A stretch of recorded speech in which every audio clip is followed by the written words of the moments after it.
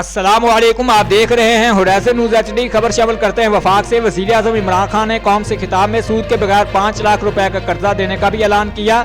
Relief package से मुतल्लिक कौम से खिताब में वज़ीर आज़म का कहना था कि 2 करोड़ खानदानों के लिए पैकेज ला रहे हैं, जिससे 13 करोड़ पाकिस्तानियों को फायदा होगा। घी, आटा और दाल पर 30% सब्सिडी मिलेगी। उनका कहना था कि 120 अरब रुपए का पैकेज ला रहे हैं। कामयाब पाकिस्तान के लिए 1400 अरब रुपए की फंडिंग रखी है।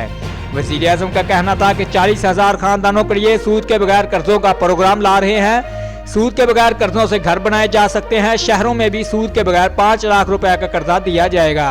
उनका कहना था